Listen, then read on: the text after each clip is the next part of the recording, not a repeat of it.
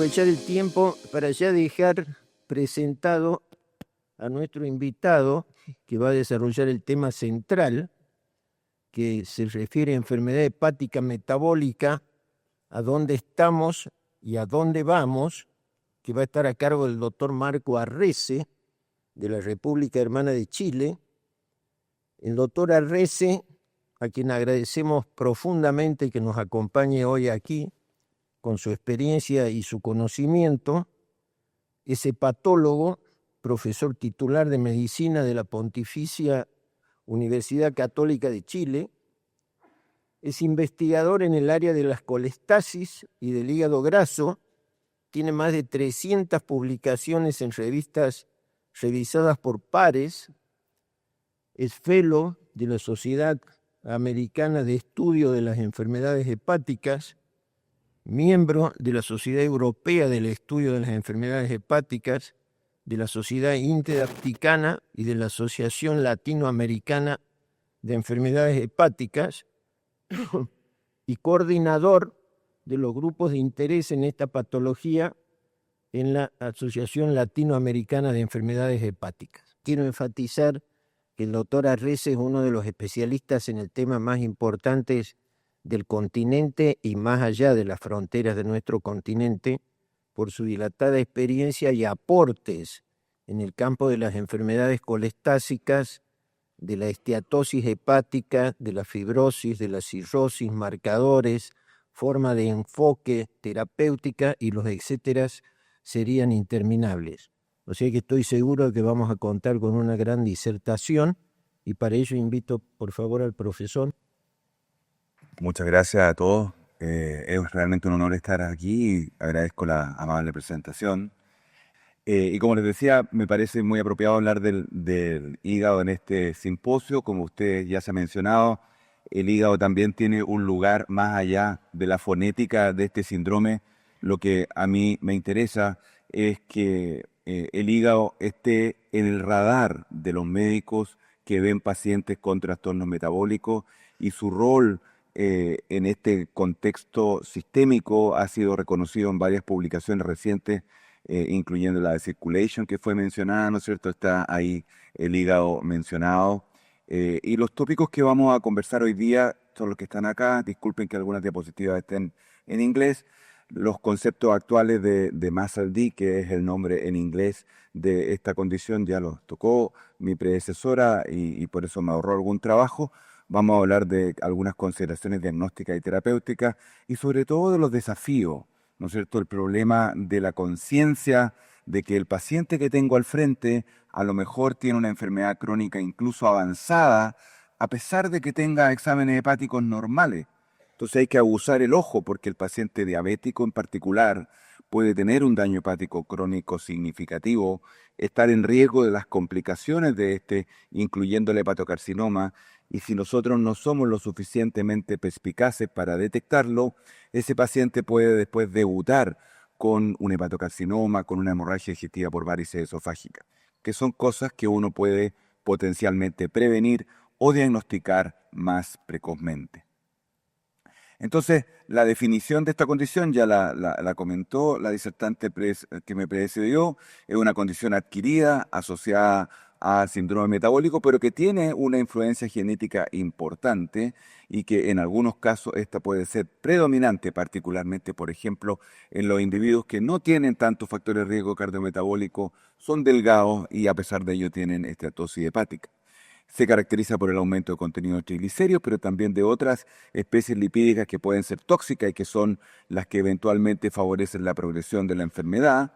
Esta enfermedad puede ser una enfermedad en que no existe sino solo grasa en el hígado, pero un subgrupo de los pacientes frente a esta acumulación excesiva de grasa en el tejido hepático puede desarrollar cambio inflamatorio y posteriormente fibrótico, lo que determina la progresión de la enfermedad. ¿No es cierto? Por definición se dice que más del 5% de los hepatocitos en una biopsia hacen el diagnóstico, pero esto hoy día se ha reemplazado por métodos no invasivos de detección de grasa en el hígado. Y esta enfermedad previamente se llamaba NAFLD, Non-Alcoholic Fatty Liver Disease, y hubo un cambio en la nomenclatura.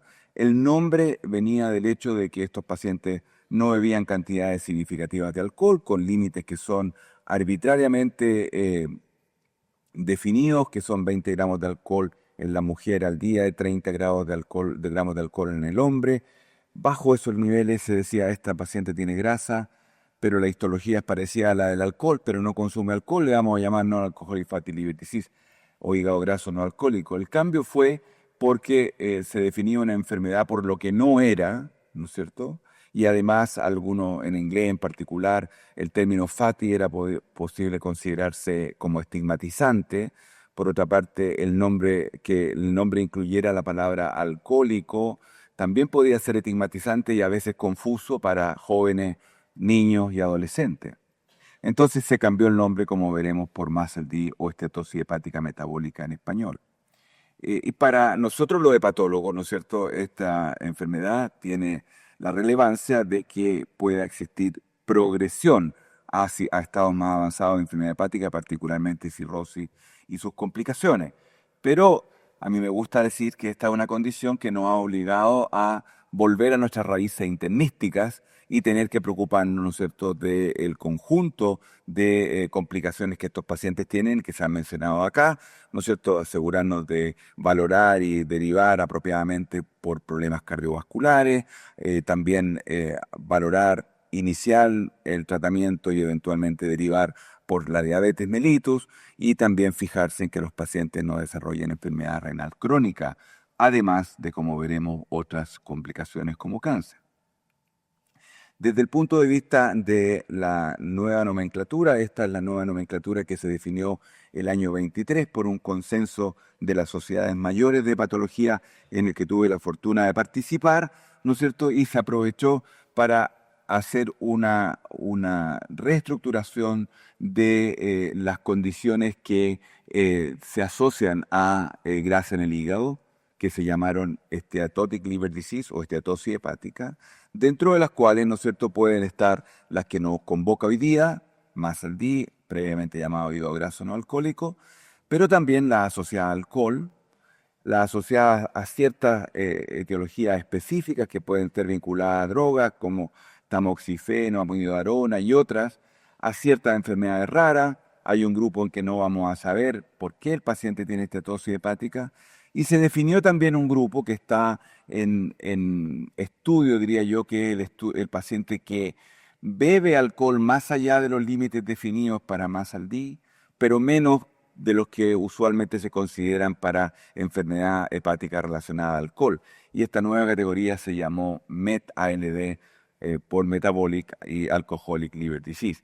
Y esta categoría tiene una prevalencia que es todavía desconocida porque desafortunadamente nuestros pacientes no son del todo sinceros con nosotros respecto de la cantidad de alcohol que beben y nosotros tenemos que ser también inquisitivos a este respecto y eventualmente utilizar herramientas como cuestionarios o en el futuro cercano biomarcadores de consumo de alcohol como el fosfatidiletanol que van a estar disponibles probablemente en forma incremental en los laboratorios en los años por venir, porque se ha visto que utilizando estos marcadores aproximadamente el 30-35% de los pacientes minimizan el consumo de alcohol que nos refieren.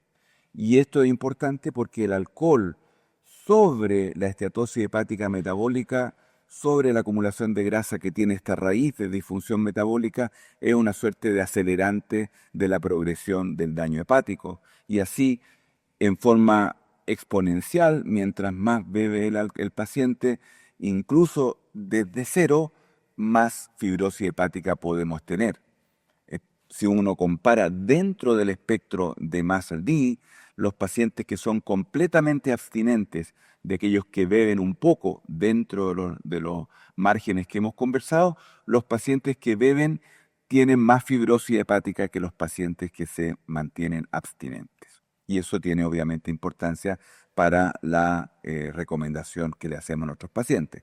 Desde el punto de vista de la fisiopatología, no voy a ahondar en esto, ¿no es cierto? Solo baste decir que la insulinoresistencia es central, que está modulada por factores dietéticos, ambientales y por factores genéticos, y que los mecanismos de daño hepático están aquí representados, son fundamentalmente derivados de la acumulación excesiva de especies lipídicas que determinan lipotoxicidad en el hígado, y esta lipotoxicidad es básicamente el daño y muerte de los hepatocitos, lo que determina señalización a células inflamatorias como las células locales de Kupffer, atracción de células inmunológicas y una perpetuación de la inflamación con activación de estas celulitas que son las células estrelladas y que son las que determinan la progresión de la enfermedad a través de la fibrosis. Hay factores externos como el rol de la microbiota, que no tenemos tiempo de tocar en detalle, pero que es extremadamente interesante. Tampoco tengo tiempo de entrar en detalle en la fisiopatología, solo decir en este diagrama que me gusta mucho mostrar que la raíz es metabólica en la gran mayoría de los casos, pero que la acumulación de grasa en el hígado tiene consecuencias también, como por ejemplo promover el desarrollo de diabetes. Los pacientes que tienen esteatosis hepática tienen 2 veces riesgo de desarrollar diabetes incidental en los siguientes años, así como riesgo cardiovascular. Entonces, el hígado graso no solamente es un termómetro, también tiene un rol patogénico a través de diversos mecanismos en promover el disturbio metabólico, y por eso a mí me gusta decir a veces que el hígado es una suerte de oráculo metabólico, porque además es una de las alteraciones metabólicas más tempranas, es decir, la gente sube de peso y una de las primeras cosas que desarrolla es esteatosis hepática. Entonces hay que tener claro que esta esteatosis hepática es signo de un disturbio metabólico que puede progresar en el tiempo en diversos sentidos. Muy bien, el diagnóstico de la esteatosis hepática metabólica del año 23 ya dejó de ser un diagnóstico de exclusión y es un diagnóstico positivo que se hace con la detección de esteatosis hepática a través de métodos de imágenes o de una biopsia y la presencia de uno de los 5 factores cardiometabólicos que están allí. La razón de que se eligió solo uno es porque se quiso mantener todo el cuerpo de información que se había desarrollado previamente.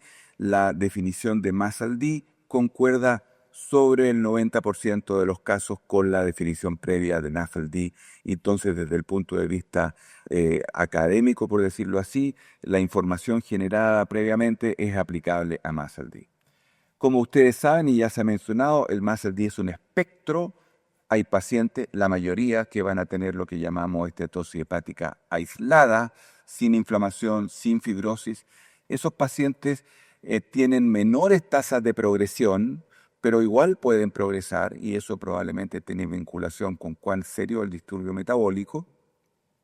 Y hay pacientes que son los que nos interesa que se identifiquen, que son los pacientes en riesgo de enfermedad hepática, me refiero para la derivación con el hepatólogo, que son aquellos que tienen esteatohepatitis y que tienen fibrosis, que son los que tienen en el tiempo un desarrollo de enfermedad hepática crónica de mayor magnitud.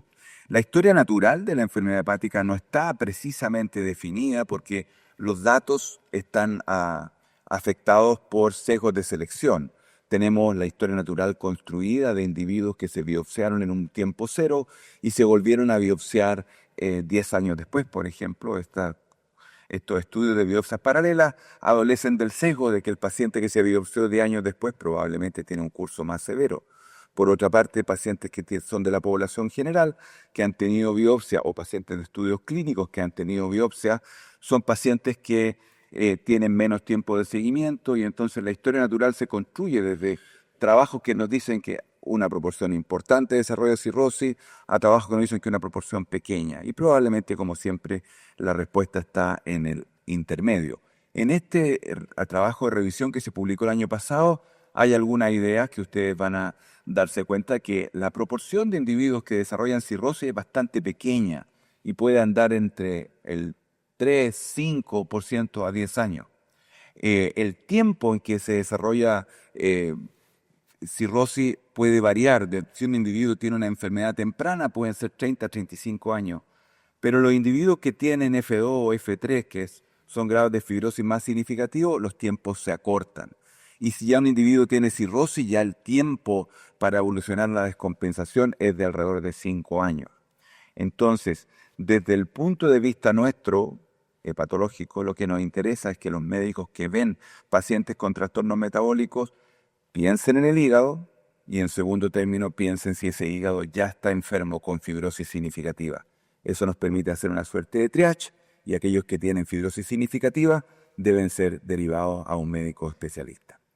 La relevancia de MASLD, como hablamos, es que tiene una mayor mortalidad por toda causa y por cierto de causa hepática, desarrollo de diabetes incidental, desarrollo de neoplasias. Interesantemente, los pacientes desarrollan más neoplasias de mama, pulmón e hígado que los pacientes sin MASLD. Esto en cohortes donde MASLD aparece como un factor predictor independiente de esto. Hay algunos mecanismos fisiopatológicos que uno puede elaborar vinculados a la microbiota, a los ácidos biliares, pero también es importante, debemos aplicar en nuestros pacientes con síndrome metabólico y con esteatosis hepática metabólica los protocolos de screening de estas neoplasias. Finalmente, también hay evidencia de probabilidad de daño renal crónico.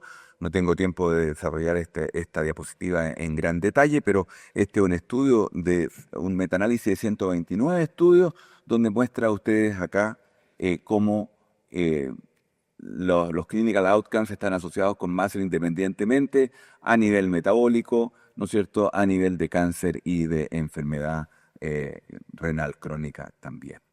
Como les decía, el pensamiento que nosotros queremos poner en los médicos no especialistas es que tienen que pensar que la fibrosis hepática es el principal determinante de los outcomes clínicos, incluyendo la mortalidad. Este es un estudio en Suecia de seguimiento a mucho tiempo y ustedes ven que los pacientes que ya tienen F2, F3 y F4 se separan claramente de los otros individuos.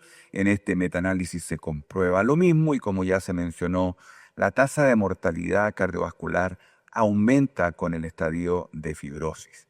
La fibrosis hepática también es más prevalente en individuos con disfunción metabólica más severa. Acá ustedes ven el caso para obesidad y sobrepeso y para alteración del metabolismo de la glucosa. Ustedes pueden ver que la prevalencia de fibrosis significativa es mayor en los individuos obesos y es mayor en los individuos con diabetes. De hecho, la diabetes es uno de los factores más determinantes en la severidad de esta enfermedad.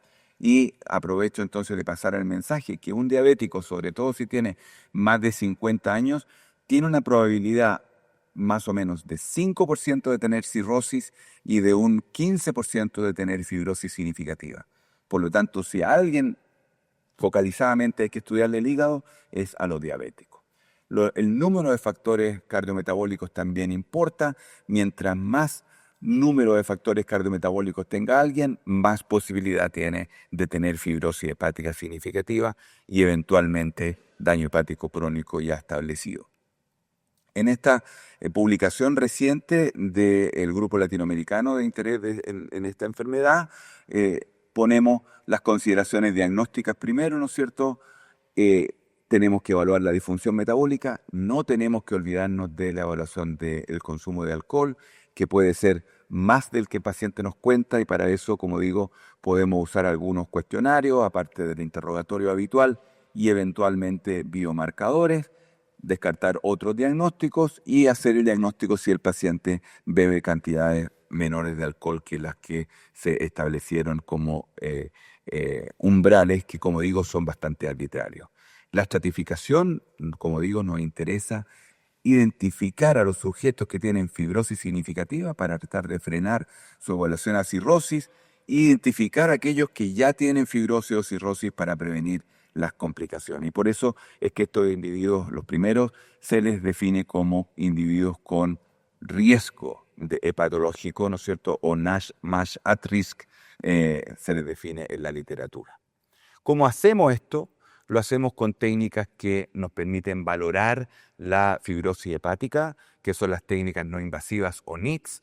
Y aquí ustedes pueden ver en este diagrama las aproximaciones biológicas con exámenes serológicos, que pueden ser exámenes muy simples, ¿no es cierto?, que no requieren tratamiento aquí, que no requieren un costo como el FIB-4, que es probablemente el que está más establecido, ¿no es cierto? O estudios patentados que permiten medir moléculas un poquito más refinadas y que nos permiten también determinar el grado de fibrosis que tenemos en ese paciente, o máquinas, ¿no es cierto?, como las basadas en ultrasonido o resonancia, de las cuales las más validadas y extendidas, aunque mucho menos de lo que nos gustaría, son la elastografía transitoria o FibroScan y la resonancia magnética con elastografía. Ahora, en la práctica clínica, por el lado izquierdo tenemos el FIB-4, que como digo, la mayoría de las guías recomiendan utilizarlo como una primera etapa de tamizaje en estos pacientes. Es muy importante, por lo tanto, que nuestros pacientes, y esto me pasa a mí en mi práctica clínica, que mis pacientes diabéticos han sido vistos por los diabetólogos y no tienen ni un recuento de plaquetas en los últimos 5 años. Y cuando uno enfrenta la situación de que el paciente llega con una cirrosis y un hepatocarcinoma y mira para atrás, se encuentra con algún hemograma que el paciente tenía plaquetopenia. Y ese paciente podría haber sido diagnosticado con cirrosis, haber sometido a screening de hepatocarcinoma y haber diagnosticado el hepatocarcinoma en 3 centímetros en vez de 10. ¿Ya? Entonces el FIB-4 es una herramienta simple de calcular. En nuestro laboratorio de la institución se calcula automáticamente, de hecho, y nos permite entonces aguzar el ojo. ¿Cuál es la gracia del FIB-4? Es que tiene un alto valor predictivo negativo. Es decir, si el FIB-4 está normal, la probabilidad de que ese individuo tenga enfermedad hepática es muy baja. El valor predictivo positivo es bastante más pobre, es como del 30%, de modo tal que si está anormal, lo que nos tiene que mover es hacer un segundo test, un test confirmatorio. Y en eso, aquí voy a hacer resumido porque las herramientas son muchas, básicamente las guías recomiendan 3, dependiendo de la habilidad, de la disponibilidad. Uno es el ELF, que es el test de fibrosis hepática mejorado, que mide 3 componentes de la matriz extracelular, tiene una raíz fisiopatológica de la fibrosis. Entonces, el ELF es el test serológico que se recomienda en la mayoría de las guías como un test secundario en la aprobación, en la estratificación de riesgo, y también la elastografía transitoria por FibroScan y la elastografía por resonancia. Las técnicas ultrasonográficas están ganando terreno, pero todavía les falta validación. Me refiero al Shear Wave Stress y al ARFI. La biopsia tiene un rol fundamentalmente cuando los test son discordantes y cuando hay la posibilidad de otra enfermedad, por ejemplo, hepatitis autoinmune, y ahí la hacemos, pero es una decisión que toma el especialista. Como le digo, no me voy a cansar de decir que lo que tienen que hacer los médicos que ven a estos pacientes cardiorrenometabólicos es pensar en el hígado, usar el FIB-4, si el FIB-4 está alterado, si tienen disponible, usar una segunda técnica, elastografía transitoria o ELF, y derivar si estos muestran algún signo de daño hepático en los umbrales que está allí mencionado. La gracia de la elastografía transitoria es que puede estar en el mismo sitio, en algunos lugares de Europa está en la consulta del hepatólogo o incluso de las clínicas metabólicas. Limitaciones en pacientes obesos, que a veces cuesta obtener lecturas válidas, y la disponibilidad y el costo, porque es una máquina que cuesta 100.000 euros. El test serológico ELF está siendo introducido en Latinoamérica en la actualidad. En Inglaterra está aceptado por el NICE, que es la entidad que valida basada en la evidencia los exámenes de laboratorio allá, como el test de evaluación secundaria primario. Y tiene la gracia el ELF que predice la descompensación hepática y la mortalidad. Si alguien tiene un ELF de mayor a 9.8, es un paciente que tiene alto riesgo de tener una enfermedad hepática crónica y descompensarse en los próximos 5 o 6 años. Y esto ha sido también mostrado en algunos estudios. Por ejemplo, este estudio, la rama placebo, de un estudio clínico que fracasó, que no funcionó, y él fue predictivo tanto de la progresión a la cirrosis como de la progresión por eventos relacionados al hígado. Y esto mismo lo hace el FibroScan. Si uno tiene un FibroScan alterado también, eso predice eventos. Y por esa razón, en este esquema que conversábamos de nuestra asociación latinoamericana, también dijimos, estratifiquemos a los pacientes con FIB-4 y el assessment secundario va a ser con elastografía transitoria o con ELF si está disponible. Como dice allí a la izquierda, si el paciente tiene un FIB-4 normal, no requiere ser derivado, no requiere test secundario. Si el paciente lo tiene alterado, requiere un test secundario. Si lo tiene muy alterado, sobre 267, mejor mandarlo directo al hepatólogo porque es altamente probable que ese paciente ya tenga un daño hepático crónico. Perfecto. Es importante decir que los pacientes que tienen fibrosis cambian su hábito y beben menos y hacen más ejercicio. Por lo tanto, comunicarle al paciente, mire, usted tiene fibrosis hepática, tiene una importancia clínica. Las opciones terapéuticas son fundamentalmente las que están acá: dieta, ejercicio, que no vamos a entrar en detalle de esto, se va a conversar mucho de eso. Hay algunos fármacos que vamos a conversar, ¿no es cierto? Y están los procedimientos bariátricos. Los fármacos que están en línea aquí son los que están listados acá. Hoy día está solamente aprobado en Estados Unidos Resmetirom, que ha demostrado beneficio histológico, y muy posiblemente pronto va a ser aprobado para esta indicación semaglutide, que recientemente se publicó el trial con beneficio histológico. La cirugía bariátrica es siempre una opción. Aquí está el estudio de seguimiento a 15 años, donde demuestra incluso que en algunas poblaciones mejora la sobrevida. Y esta es mi última diapositiva para enfatizar los mensajes que hemos conversado. La conciencia sobre el MASL es muy importante entre los nuevos especialistas porque hay muchos pacientes con enfermedad hepática crónica oculta dando vuelta en las clínicas metabólicas, diabéticos sobre todo. Necesitamos que los médicos que ven estos pacientes tengan los conceptos básicos de las técnicas no invasivas para estratificar y referir a estos pacientes en forma apropiada. Por cierto que esto no lo puede enfrentar el médico solo en su consulta, y el desafío es tener teams multidisciplinarios, multiespecialistas que nos aseguren que estos pacientes los vamos a poder tratar con cambio de estilo de vida y drogas. Y finalmente la integración del MASLD en este concepto cardio-reno hepático metabólico es importante para la aproximación holística en estos pacientes. Muchas gracias.